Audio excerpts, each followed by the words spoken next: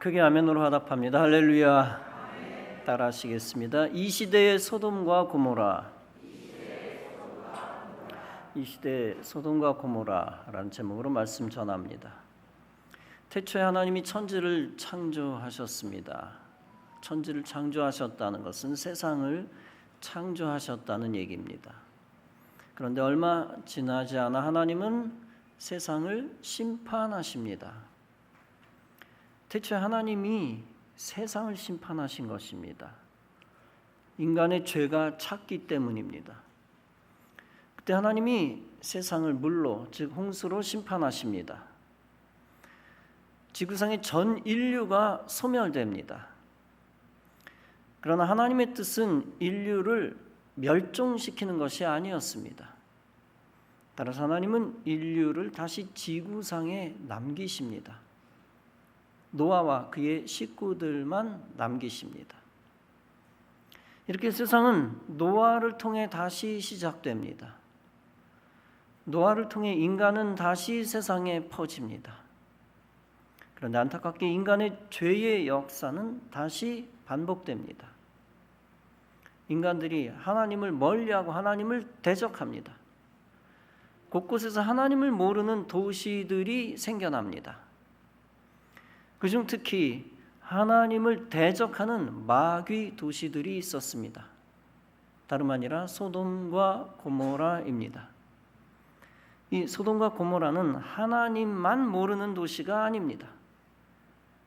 마귀에 사로잡혀 마귀 짓을 하는 도시입니다. 창세기 13장은 말씀합니다. 소돔 사람은 여호와 앞에 악하며 큰 죄인이었더라.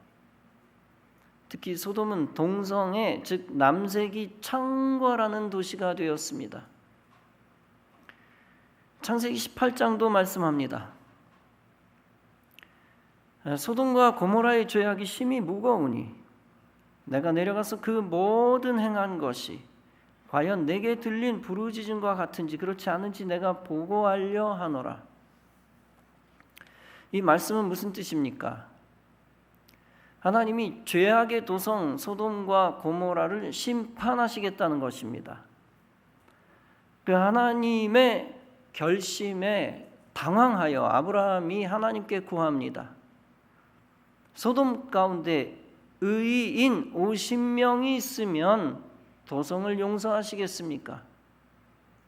하나님 그렇게 하시겠다고 말씀하십니다. 심지어 소돔 가운데 의인 10명만 있어도 용서하시겠다고 하십니다. 그러나 그 도성에 의인 10명조차 없었습니다. 따라서 하나님의 심판은 피할 길이 없었습니다. 아브라함의 조카 롯이 소돔에 거주하고 있었습니다. 두 천사가 소돔을 방문합니다. 그때 롯이 간청하여 집으로 모십니다. 소돔 백성들이 롯의 집을 애워싸고 롯을 향하여 협박합니다. 오늘 밤에 네게 온 사람들을 끌어내라. 우리가 그들을 상관하리라. 즉 동성행위, 즉 남색행위로서 그들을 겁탈하여 악행을 저지르겠다는 것입니다. 그러나 천사들이 남색자들의 눈을 어둡게 만듭니다. 하나님은 마귀 도시를 그냥 두시지 않으십니다. 일단 천사들이 롯과 그의 아내와 두 딸과 손자들을 성 밖으로 뺍니다. 그 후 불, 즉 유황으로 소돔과 고모라를 심판하십니다. 본문은 그 심판의 현장을 이렇게 묘사합니다. 여호와께서 하늘 곧 여호와께로부터 유황과 불을 소돔과 고모라의 비같이 내리사 그 성들과 온 들과 성에 거주하는 모든 백성과 땅에 난 것을 다 엎어 멸하셨더라. 롯의 아내는 뒤를 돌아보았으므로 소금 기둥이 되었더라. 소돔과 고모라와 그 온 지역에서 연기가 옹기 가마의 연기같이 치솟았더라. 소돔이 멸망할 때 상황은 노아 홍수의 상황과 유사합니다. 생존자 노아와 노아의 식구들처럼 이번에는 롯과 그 가족들이 생존자 됩니다. 일단 하나님이 멸망시키기로 작정하신 소돔 백성들은 다 죽습니다. 반대로 롯과 그의 식구들에게는 생존의 기회가 옵니다. 소돔으로부터 탈출할 기회입니다. 그런데 이 기회는 조건부입니다. 소돔에 미련을 두면 탈출할 수 없다는 조건입니다. 오직 소돔에 미련을 두지 않는 자만 탈출하여 구원받는 조건입니다. 천사는 롯과 그 가족들의 손을 잡아 밖으로 인도했습니다. 그리고 그들에게 당부하며 구원의 조건을 알려줍니다. 너희는 들에 머물지 말라. 이 말은 멸망할 것에 미련을 두지 말라는 뜻입니다. 죄악 세상을 동경하지 말고 심판받는 자리에서 멸망하지 말라는 것입니다. 반대로 영적으로 안전한 곳으로 피하라는 것입니다. 세상 죄를 떠나 하나님이 보호하시는 안전한 곳으로 가라는 것입니다. 하나님과 세상 중 하나님만 택하라는 얘기입니다. 세상이 심판받아 멸망할 때 그 속에 있지 말라는 것입니다. 멸망할 사람들 틈에서 멸망하지 말고 빠져나오라는 것입니다. 그리고 하나님이 지시한 자리로 들어가 생명을 얻으라는 것입니다. 화려한 세상 부귀 영화 때문에 마귀의 종노릇하지 말라는 것입니다. 죄의 종이 되지 말고 하나님의 종이 되라는 것입니다. 사도 바울은 빌립보서 3장에서 말씀합니다. 내가 그를 위하여 모든 것을 잃어버리고 배설물로 여김은 그리스도를 얻고 그 안에서 발견되려 함이라. 예수 안 믿는 많은 자가 죄악의 직업을 가졌습니다. 사람들을 타락하게 하고 죄짓게 만드는 직업입니다. 그 직업을 통해 부정한 돈을 벌고 자기들의 가족의 생계를 이어갑니다. 그런데 예수 믿고 나면 생각과 가치관이 달라집니다. 더 이상 사기치면 안 되겠구나. 약자들의 돈을 갈취하면 안 되겠다. 그렇게 정신 차리고 죄 짓는 직업을 버린 자들도 있습니다. 신앙 양심상 더 이상 죄 짓는 직업을 가질 수 없기 때문입니다. 그런 자들은 소돔과 고모라를 떠나 의로운 생명의 길을 가는 자입니다. 예수님 믿는 사람에게 재력과 명예가 필요 없다는 뜻이 아닙니다. 그것이 선교를 위해 사용되면 가치 있는 것이 됩니다. 그러나 재력과 명예 때문에 교회를 떠나면 그 재력과 명예는 영적 저주입니다. 그 재력과 명예는 심판의 씨앗과 조건이 됩니다. 돈 없을 때는 신앙생활 잘하다가 돈 많이 생기니까 예수 버린 자가 있습니다. 교회 잘 다니던 자가 세상에서 성공하고 인기가 솟으니까 교회에 안 다닙니다. 그때 그 돈과 인기는 소돔과 고모라와 같습니다. 그 소돔과 고모라에 갇히면 영적으로 유황불을 맞아 멸망합니다. 차라리 돈과 인기 없이 천국 가는 것이 낫습니다.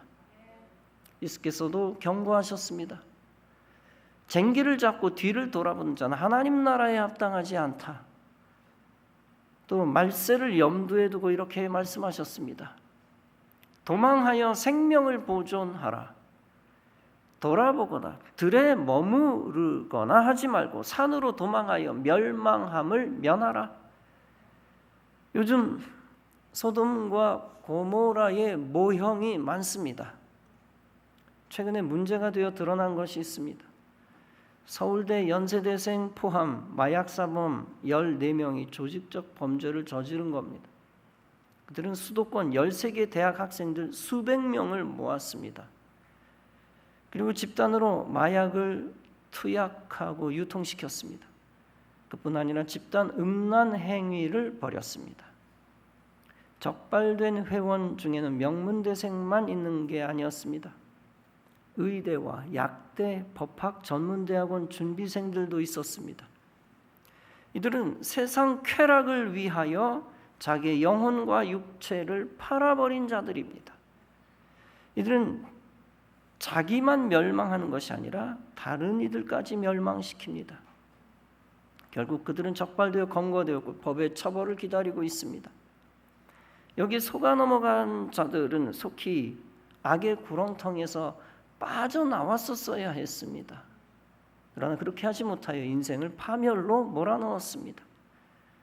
여러분, 영혼을 마귀에게 팔아버리면 학벌과 명예가 무슨 소용이 있습니까? 마귀는 세상 쾌락을 제공하며 인간의 육체의 피를 빨아먹습니다. 심지어 세상 재물로 유혹하여 그리스도인의 영혼까지도 노력합니다. 그때 잠깐 연명하는 육체적 목숨은 무슨 의미가 있습니까? 성도는 항상 죄악 세상을 분별하고 멸망할 자리에서 빠져나와야 합니다. 영적 애굽에서 탈출하여 출애굽해야 합니다. 그리고 하나님이 지시하신 영적 도피처 광야로 피신해야 합니다. 그 후에 하나님이 약속하신 영적 종착역 가나안으로 가야 합니다. 세월호에 탔던 대부분의 학생이 왜 사망했습니까? 움직이지 말고 가만히 있으라는 허튼 소리를 들었기 때문입니다. 탈출해야 할 타이밍을 영원히 놓쳤기 때문입니다. 여러분, 탈출하지 말고 배에 가만히 남아있으라는 소리는 무엇과 같습니까? 생명을 구해주는 척하면서 생명을 죽이는 세상의 소리와 똑같습니다. 이것이 구원의 길이다 라고 주장하며 지옥에 보내는 이단의 소리 같습니다. 배에 남아있으라는 소리를 믿지 않은 학생들이 여럿 있었습니다. 그들은 한결같이 먼저 탈출에 성공하여 목숨을 구했습니다. 여러분, 배가 선박이 죽는 장소라면 그 장소에서 탈출해야 합니다.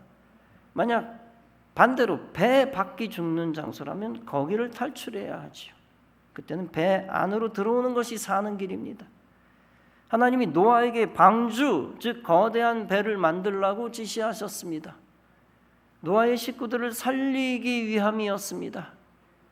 그때 배 안에 있던 사람들은, 배 밖에 있던 사람들은 멸망할 세상을 탈출했었어야 했습니다. 노아의 배 안으로 들어갔었어야 했습니다. 아니면 그와 같은 방주를 만들었었어야 했습니다. 그러나 그들은 멸망할 세상을 사랑했고 죄악 세상과 함께 죽었습니다. 가장 중요한 것은 주님이 지시하신 것입니다. 주님이 가라 하면 가야 하고 주님이 멈추라면 멈추어야 합니다. 주님이 남으라 하면 남아야 하고 탈출하라 하면 탈출해야 합니다. 주님이 시키는 대로만 하면 사는 역사가 일어납니다. 아무리 사는 것 같아도 세상의 소리를 들으면 죽습니다. 육신이 죽을 수도 있고 살아나는 것 같아도 결국 영혼이 죽습니다.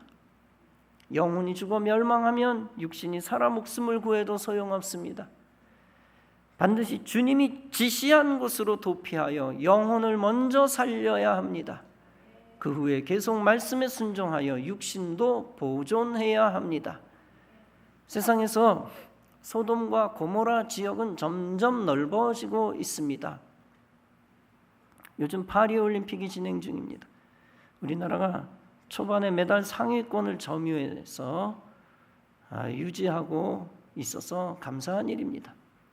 그러나 파리라는 도시 자체는 소돔과 고모라로 바뀌고 있습니다.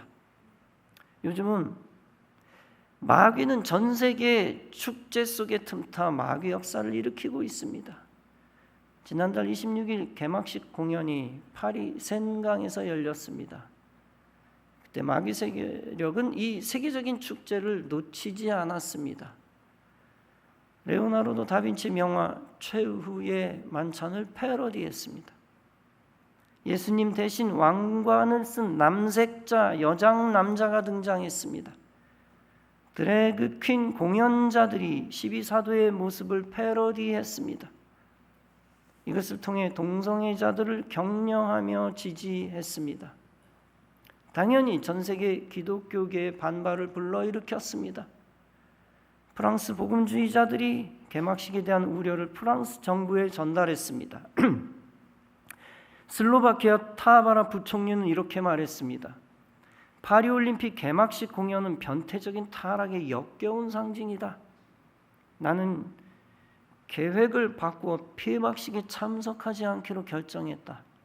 스포츠 정신의 아름다움을 진보적 정치극으로 남용한 올림픽으로 영원히 기억될 것이다 라고 제대로 된 말을 했습니다. 논란이 커지자 올림픽위원회, 국제올림픽위원회 IOC도 공식 사과하며 사퇴 수습에 나섰습니다. IOC 대변인은 개막식 직후 성명을 발표했습니다. 어떠한 종교 집단에도 무리함을 보이려는 의도는 절대 없었다. 반대로 우리는 관용과 공동체 정신을 보여주려고 했다. 만약 사람들이 불쾌감을 느꼈다면 사과드린다. 그러나 프랑스와 전 세계 기독교계의 반발은 쉽게 가라앉지 않았습니다. 파리에서 기독교인들의 시위가 있었습니다. 루마니아 수도 부쿠레슈티에 있는 프랑스 대사관 앞에서도 시위가 있었습니다. 프랑스 가톨릭 주교회도 성명을 냈습니다. 독일 주교회도 이렇게 말했습니다. 퀴어 성소수자 성찬식은 최악의 장면이었으며 완전히 불필요했다. 미국의 미네소타주 가톨릭 교구장인 로버트 베런 주교도 말했습니다. 우리 기독교인과 가톨릭 신자들은 저항해야 한다. 러시아도 개막식 공연을 비판했습니다. 러시아 외무부 대변인도 비난했고 러시아 정교회도 비난했습니다. 최후의 만찬을 패러디한 감독 토마 졸리는 사이버 위협에 시달렸습니다. 그리고 당국의 수사 의뢰까지 했습니다. 여러분, 그가 자신의 신변을 안전하게 지켜도 의미 없습니다. 그는 마귀의 수괴 노릇을 했기 때문에 가장 큰 영적 형벌을 받을 것입니다. 거기에 동조하는 수많은 사람들은 영적 육적 저주 가운데 들어갑니다. 그리고 유사 소돔과 유사 고모라 역할을 한 파리는 큰 환난을 당하게 될 것입니다. 여러분, 왜 파리라는 도시는 소돔과 고모라를 흉내내는 도시가 되었을까요? 누구든 관용 정신을 가지고 포용하자는 취지 때문입니다. 그러나 우리가 분명히 알아야 할 것이 있습니다. 천사들 겁탈하려 했던 남색자들을 관용해서는 안 된다는 것입니다. 이 시대도 항상 세상의 소리를 경계해야 합니다. 친동성애자들은 남색을 허용하기 위해 성경을 뜯어 고쳐야 한다고 주장합니다. 그들에게 있어서 최대의 애물단지, 걸림돌은 성경입니다. 그래서 어떻게 해서든지 성경을 없애지는 못하니까 뜯어 고치려고 사력을 다합니다. 하나님의 종들은 결코 그런 범죄를 관용해서는 안 됩니다. 세상의 마귀 소리를 듣고 소돔과 고모라 정신을 관용해서는 안 됩니다.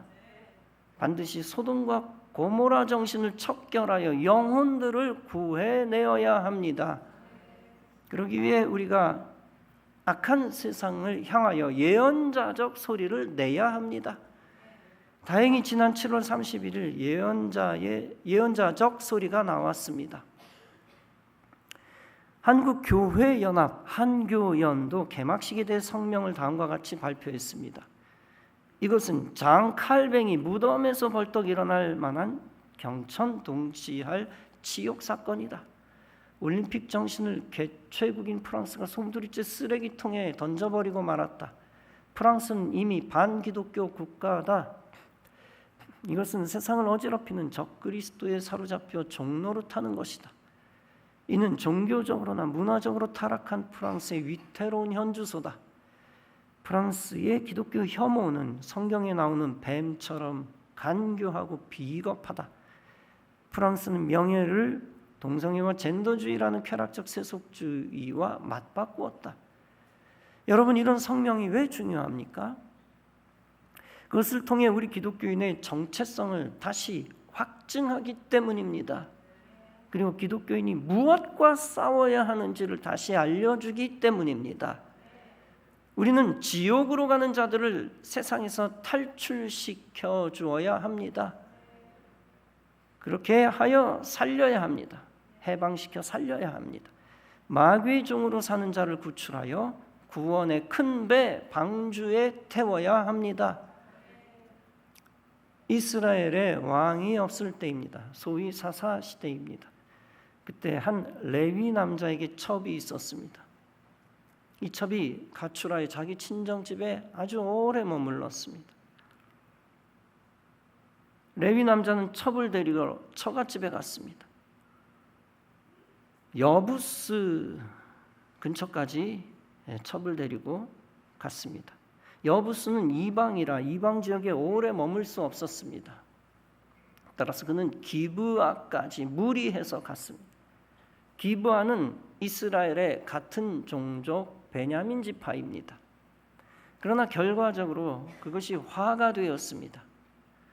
기브아 광장에서 어떤 노인이 그 레위 남자를 보고 호의를 베풀었습니다. 그래서 자기 집에 데리고 가 머물도록 했습니다. 그런데 불량배들이 그 집에 외국인이 온 것을 알고 몰려들었습니다. 그리고 노인에게 그 남자를 남색하기 위해 내어놓으라고 했습니다.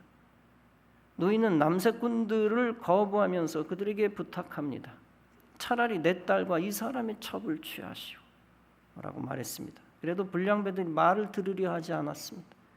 할 수 없이 레위 남자가 자기 첩을 내어주었습니다. 그 불량배들이 그 첩을 욕보인 후에 새벽에 놓아주었습니다.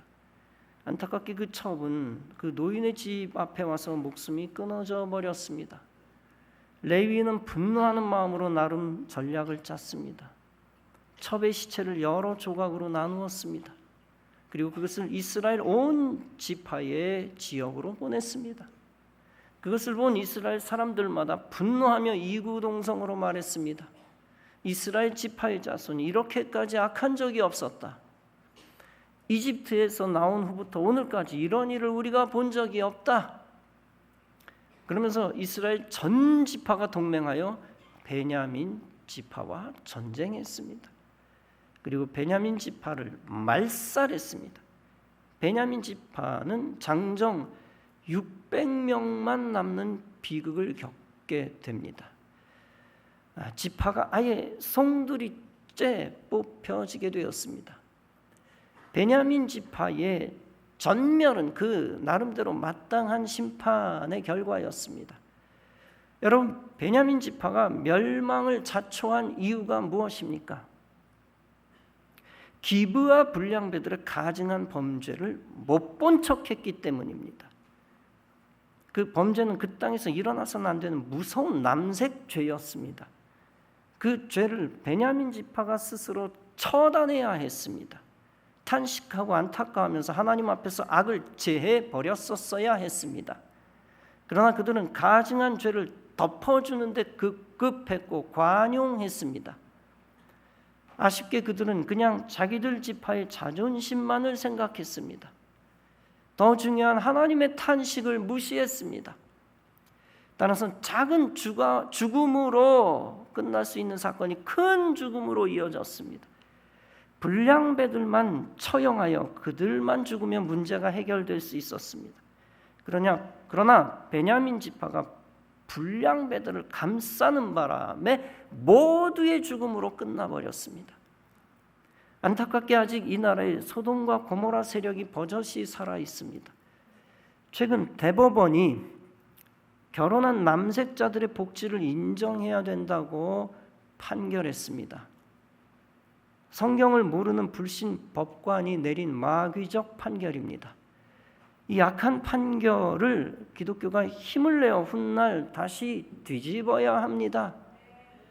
최근 퀴어 음란 집회에서 목사 30명이 남색자들을 축복했습니다.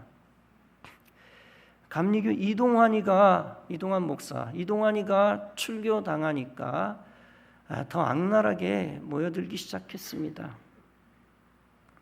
목사 30명이 그 음란 집회를 축복했습니다. 그중 마귀 종노릇하는 감리교 목사 6명이 함께 있었습니다. 6명 중에 한 명에게 그 동기 목사님이란 분이 질문했습니다.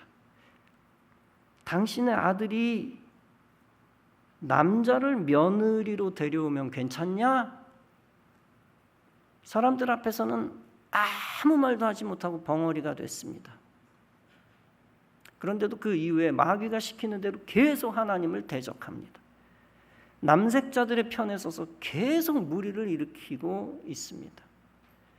또 마귀 노릇하는 또 한 명은 감리교 서울 남년회 구로지방 박경양 목사입니다. 그는 오히려 의로운 목사님들을 협박하는 마귀 대장 노릇을 하고 있습니다.